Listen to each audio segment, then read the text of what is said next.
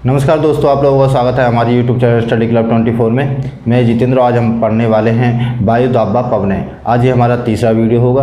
2 video हमने पहले ही upload कर रखे हैं, जिनकी लिंक आपको डिस्क्रिप्शन बॉक्स में मिल जाएगी। आज हमारी यह अंतिम वीडियो होगी। इसमें हम जितने भी महत्वपूर्ण तथ्य रह गए हैं उनको लेके आए हैं, और इसके साथ ही जो प्रमुख पवनें हैं उनके बारे में आज हम बात करेंगे। तो थोड़ा सा देखते हैं हमने आप तक क्या क्या पढ़ा है। तो देखिए, हमने पढ़ा वायु दाब, जहाँ पर वायु अधिक होती है वहाँ पर उच्च वायु दाब होता है, जहाँ पर कम होती है वहाँ पर निम्न वायु दाब होता है। और इनके जो कारक होते हैं वो 2 होते हैं, एक तापमान और एक ऊंचाई। तापमान बढ़ने के साथ ही जिस जगह पर तापमान बढ़ता है उस जगह पर निम्न वायु दाब देखने को मिलता है, और जिस जगह पर तापमान कम होता है उस जगह पर उच्च वायु दाब हमें देखने को मिलता है। इसी के साथ बात करें अगर ऊंचाई की, तो जिस प्रकार से हम ऊंचाई की तरफ बढ़ते हैं तापमान में कमी देखने को मिलती है, और जब तापमान में कमी देखने को मिलती है तो उस जगह पर वायु दाब अधिक को मिलता है। तो इन 2 कारण होते हैं। और इसके साथ ही बात करें तो हमारी जो अगर पृथ्वी पर देखी जाए तो पृथ्वी पर 7 पेटियाँ हैं।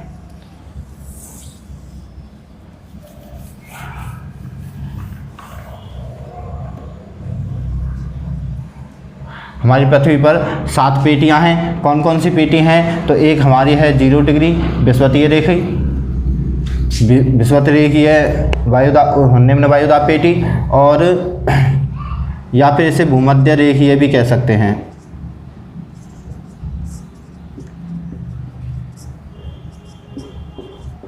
निम्न वायुदाब पेटी।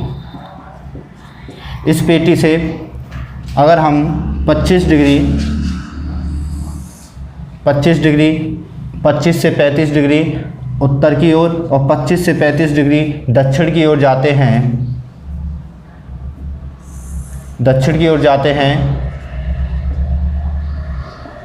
तो यहाँ पर हमें देखने को मिलती है उपोष्ण उच्च दाब पेटी। उपोष्ण उच्च दाब पेटी।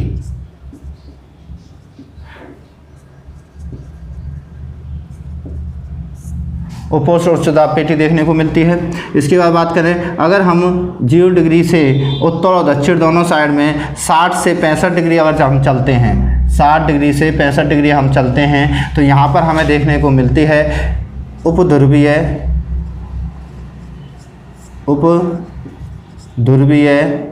निम्न दाब पेटी। निम्न दाब पेटी हमें यहाँ पर देखने को मिलती है। इसी प्रकार 60 से 65 अगर हम उत्तर की तरफ चलते हैं तो यहाँ पर भी हमें उपध्रुवीय निम्न दाब पेटी देखने को मिलती है। निम्न दाब पेटी देखने को मिलती है। अगर हम दोनों ध्रुवों की बात करें, तो ये दोनों ध्रुव पर ये मानते हैं हम 75 डिग्री से 90 डिग्री, कहीं पर 85 डिग्री से 90 डिग्री भी होता है, कहीं पर 80 से 90 भी होता है। तो जो इसका एवरेज है वो 75 से 90 डिग्री होता है। दोनों जो ध्रुव होते हैं, दक्षिणी ध्रुव व उत्तरी ध्रुव, ये हमारी होती हैं ध्रुवीय उच्च दाब पेटी। ध्रुवीय उच्च दाब पेटी। ध्रुवीय उच्च दाब पेटी, ये हमारी ध्रुवीय उच्च दाब पेटी हो जाएगी। अब इसके बाद बात करें, ये चीज़ें हमने अब तक पढ़ ली थी। हमने एक डायग्राम दूसरे डायग्राम से समझा था किस प्रकार से ये चीज़ें होती हैं। ये जो पेटियां होती हैं ये 2 प्रकार से निर्धारित की गई हैं। एक होती है हमारी तापजन्य पेटी और एक होती है हमारी गतिजन्य पेटी। जहाँ पर तापमान से वायु दाब प्रभावित होता हो उसे तापजन्य पेटी कहलाती हैं, और जिससे पृथ्वी की घूमने की गति के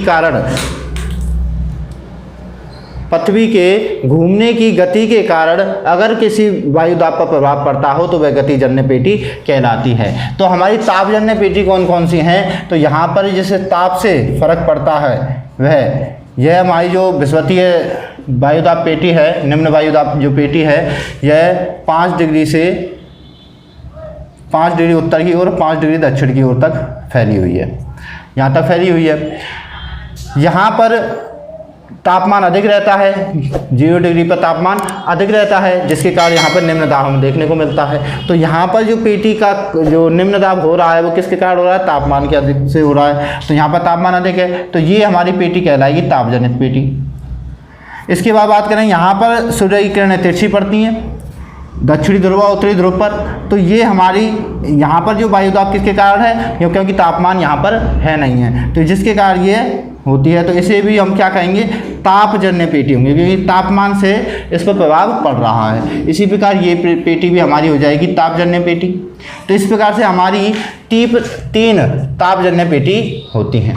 बात करें गतिजन्य पेटी, तो इसके बाद जो रह जाती हैं वो सभी की सभी होती हैं गतिजन्य पेटी, सभी की सभी हो जाती हैं हमारी गतिजन्य पेटी। ये सभी की सभी गतिजन्य पेटी हो जाती हैं। कौन कौन सी हैं, उपध्रुवीय, उपोष्ण, उपध्रुवीय, उपोष्ण, द साउथ और नॉर्थ में। अब ये गति क्या है कि जब पृथ्वी अपनी धुरी पर रोटेट करती है, अपनी धुरी पर जब रोटेट करती है तो यहाँ की जो हवाएं होती हैं, यहाँ की जो हवाएं होती हैं वो किसी जगह पर बाहर फेंकी जाती हैं। यहाँ पर क्या है, हमारा उपध्रुवीय पर निम्न वायुदाब है, यहाँ से वायु बाहर की तरफ फेंकी जाती है, पृथ्वी के द्वारा बाहर की तरफ फेंकी जाती है, जिसके कारण यहाँ पर हमें निम्न वायुदाब देखने को मिलता है। क्योंकि यहाँ की जो वायु होती है वो बाहर की तरफ, यानी कि बाहर की तरफ फेंक दी जाती है, तो यहाँ से उठ जाती है, उठ के यहाँ पर पहुँच जाती है, यहाँ से उठती है और वो यहाँ पर पहुँच जाती है। तो जिसके कारण इसके हवा फेंकने के कारण, इसके हवा फेंकने के कारण इसको गतिजन्य पेटी कहा जाता है।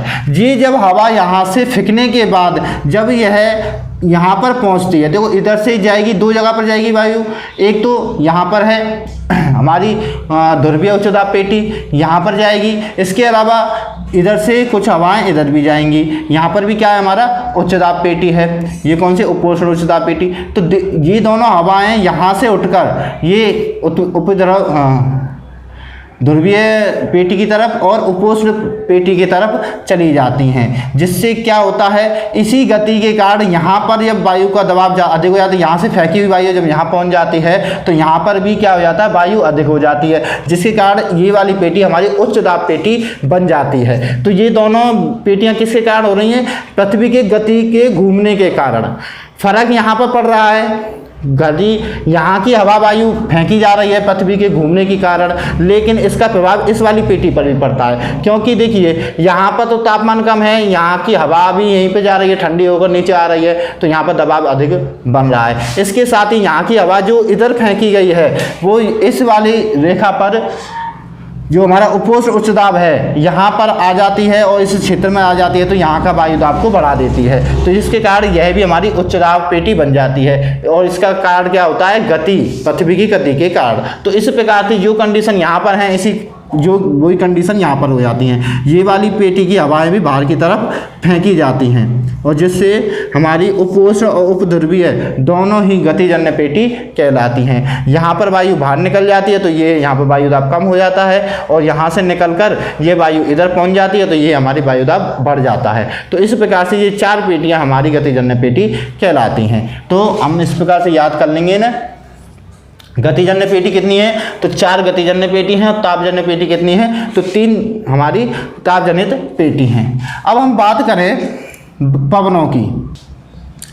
हमारी जो पृथ्वी रोटेट करती है, किधर से किधर करती है, तो हमारी जो पृथ्वी है यह है पश्चिम से पूरब की तरफ, पश्चिम से पूरब की तरफ गति करती है, पश्चिम से पूरब की तरफ गति करती है। यानी कि पश्चिम से पूरब, यानी कि पृथ्वी की गति किस साइड में हो जाएगी, हमारी इस साइड में हो जाएगी, ठीक है। अब यहाँ पर जो हवाएं चलती हैं, इस 0 डिग्री से अगर हम उत्तर की तरफ जाएं, उत्तर की तरफ चलें और दक्षिण की तरफ जाएं, तो यहाँ पर एक हवाएं चलती हैं। देखिए मैंने आपको बताया था 2 प्रकार की हवाएं होती हैं, एक जो ऊपर नीचे जाती हैं और एक जो क्षैतिज पे जाती हैं। जो क्षैतिज पर जाती हैं उन्हें हम कहते हैं, उन्हें हम पवनें कहते हैं, और जो ऊपर नीचे जा रही हैं, आरोहण अवरोहण हो रहा है, जिनका ऊपर जा रही हैं नीचे आ रही हैं, उन्हें हम वायुधारा कहते हैं। जो ऊपर नीचे जा रही हैं उनको वायुधारा कहते हैं, जो क्षैतिज पर चल रही हैं उन्हें पवनें कहते हैं। तो यहाँ पर एक पवनें चलती हैं वैसे भी अगर देखा जाए ये हमारी क्या है, उच्च दाब पेटी है, ये हमारी क्या है, उच्च दाब पेटी है। यहाँ से हवाएं चलेंगी किसकी तरफ, निम्न दाब की तरफ, निम्न दाब की तरफ चलेंगी। तो यहाँ से हवाएं निम्न दाब की तरफ चलती हैं, यहाँ से भी हवाएं किधर चलती हैं, निम्न दाब की तरफ चलती हैं। ठीक है, निम्न दाब की तरफ चलती हैं या गर्म होकर ऊपर जाती हैं, ये हमने पढ़ा था पिछली वीडियो में। लेकिन यहाँ पे क्या होता है, एक पवनें चलती हैं जो उच्च दाब से निम्न दाब की तरफ भरने के लिए चलती हैं, इन्हें पवनें कहा जाता है। और ये जब इसको भरनेंगी ना तो इसी तरीके से नहीं चलेंगी। ये हम जो सोचते हैं इस तरीके से चल रही हैं सीधी सीधी, ये नहीं चलती हैं इस प्रकार। ये चलती किस प्रकार से हैं, पृथ्वी जब रोटेट कर रही है किस साइड में, पश्चिम से पूरब की साइड में, तो हवाएं इसके विपरीत, इसकी हवाएं जो होती हैं इसकी विपरीत दिशा में चलती हैं। यानी पृथ्वी इस साइड में रोटेट करती है तो इनकी जो हवाएं होती हैं वो इस साइड में रोटेट करती हैं, हवाएं इस साइड में रोटेट करती हैं। क्यों, देखिए अगर हम किसी रेल से जा रहे हैं, ठीक है, कोई रेल है और रेल जा रही है इस साइड में, उसका धुआं निकल रहा है, तो धुआं किस साइड में जाएगा, क्या रेल की साइड में जाएगा, नहीं, धुआं जाएगा इस साइड में। ठीक है, धुआं इस साइड में जाएगा। अगर ट्रेन इधर चल रही है तो धुआं पीछे की साइड में जाता है। वही कंडीशन यहाँ पर होती है। जब पृथ्वी पश्चिम से पूरब की तरफ जाती है तो जो पवनें होती हैं वह पूरब से पश्चिम की तरफ जाती हैं। तो यहाँ पर जो हवाएं होती हैं वह इस पृथ्वी के घूमने के कारण तिरछी हो जाती हैं, इस प्रकार से हो जाती हैं। ठीक है, ये इस प्रकार से हो जाती हैं, ये इस प्रकार से चलने लग जाती हैं पृथ्वी के घूमने की वजह से। तो ठीक है, इस प्रकार से चलने लग जाती हैं।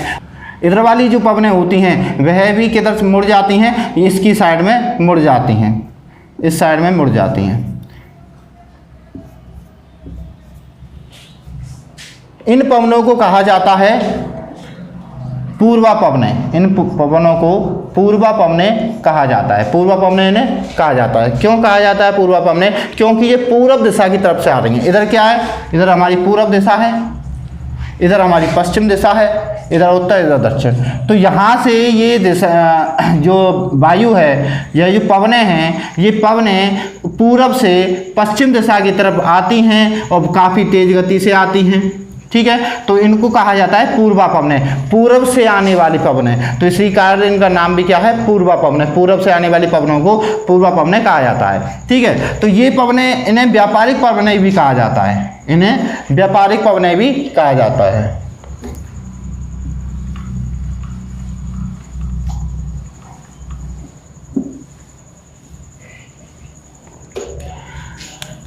यहाँ पे जो हवाएं चलती हैं, जो पवनें चलती हैं, इन्हें व्यापारिक पवनें भी कहा जाता है। व्यापारिक पवनें क्यों कहा जाता है कि यहाँ से देखिए, यहाँ से कोई जहाज अगर जा रहा है, उसे इस जगह पर जाना है, तो ये हवाएं उसे यहाँ पहुँचाने में मदद करती है। पीछे से प्रेशर आएगा, पूरब से पश्चिम की तरफ कोई जहाज अगर जा रहा है तो उसके ये मदद करती थी। ठीक है, तो ये व्यापार में बहुत फ़ायदेमंद होती थी, इसलिए इन पवनों को व्यापारिक पवनें भी कहा जाता है। सबसे ज़्यादा क्या होता है कि हमारे इस साइड में हमें ज़्यादा भूमि देखने को मिलती है, इस साइड में कम देखने को मिलती हैं। तो जो इधर के देश हुआ करते थे, इधर के देश हुआ करते थे, ये व्यापार के लिए इस साइड में जाते थे, तो इन्हें ये हवाएँ थोड़ा राहत का काम करती थी, इन्हें जल्दी से पहुंचाने का काम करती थी। तो इसका व्यापारिक पवनें इधर से आने वाले जो यहाँ पर हमें देखेंगे, यूरोप है, एशिया है, वहाँ के लोग जब हम इधर देखेंगे अमेरिका वगैरह में व्यापार करने के लिए निकलते थे, तो ये पूर्वा पवनें उन्हें उनके तट तक पहुँचाने में मदद करती थी। तो यहीं पर सबसे ज़्यादा व्यापार का काम किया जाता था, जहाँ पर ये पूर्वा पवनें इसमें मदद कर देती थी। तो इसी कारण इनको व्यापारिक पवनें कहा जाता है। तो यहाँ पर होती है हमारे पूर्वा पवनें। पवनें देखिए दो प्रकार की हैं, पवनें दो प्रकार की होती हैं। एक होती हैं स्थायी पवनें, एक होती है अस्थायी पवनें। स्थायी पवनें कौन कौन सी होती हैं, तो स्थायी पवनें हमारी वो होती हैं जो पूरे वर्ष भर चलती हैं। पूरे वर्ष भर चलने वाली पवनों को, पूरे वर्ष भर चलने वाली पवनों को हमें स्थायी पवन कहते हैं। उनमें कौन कौन सी हैं, तो उनमें है एक पूर्वा पवनें जो पूरे वर्ष भर चलती हैं, एक होती हैं पछुआ पवनें। ठीक है, ये दो पवनें होती हैं, पूर्वा पवनें और पछुआ पवनें। पछुआ पवनें की अब देखो, पूर्वा पवनें हमने समझ लिया, अब देखते हैं पछुआ पवनों को। तो देखिए एक चीज़ और है, ये जो नियम यहाँ पर दिया गया है, ये इसको बोला जाता है कार्योसिस बल।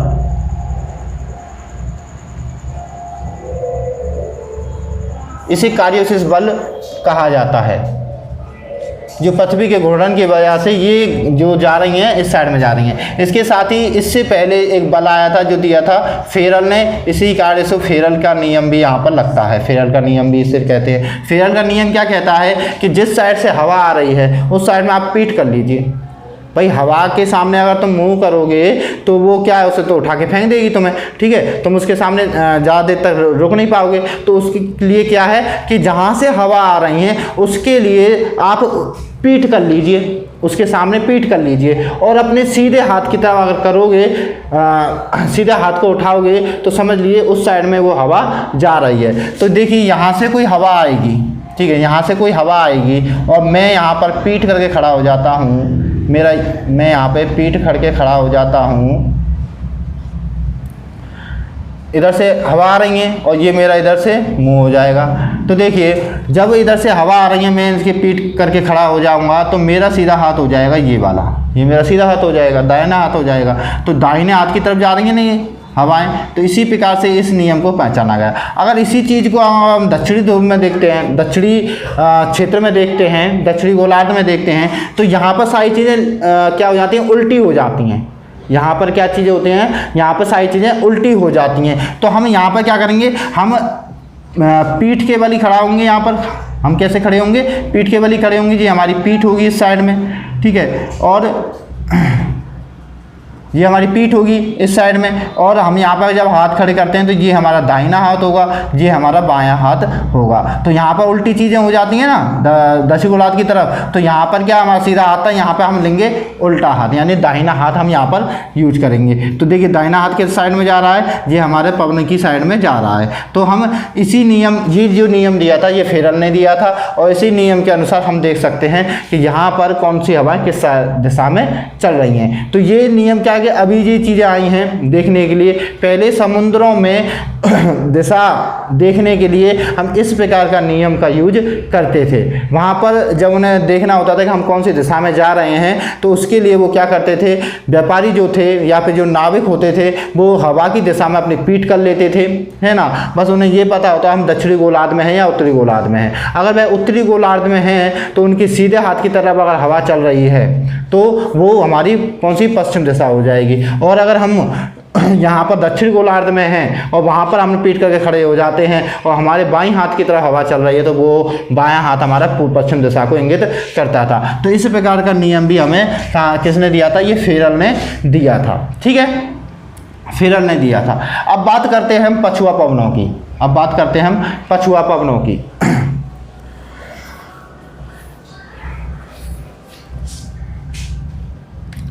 तो पछुआ पवनें किधर से किधर चल रही हैं, तो देखेंगे पछुआ पवनें चलती हैं हमारी इस प्रकार से। पछुआ पवनें हमें इस प्रकार से देखने को मिलती हैं। इनको पछुआ पवनें इसलिए कहा जाता है क्योंकि यह पूरब पश्चिम दिशा से आती हैं। ये पश्चिम दिशा से आती हैं, पूरब की तरफ जाती हैं।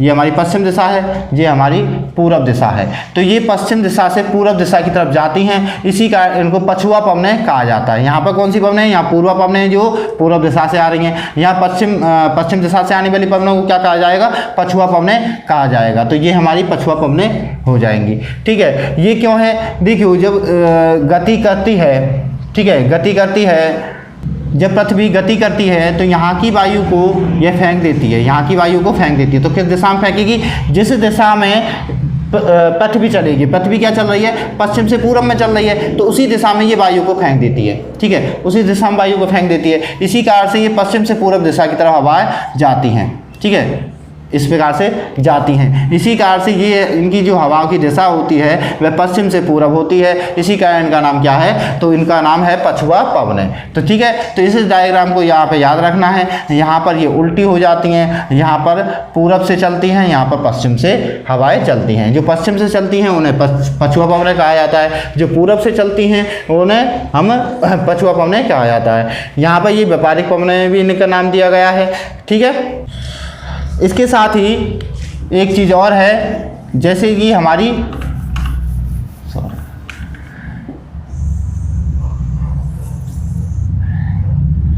इसके साथ ही बात करें तो ये हमारी हो जाएगी 0 डिग्री।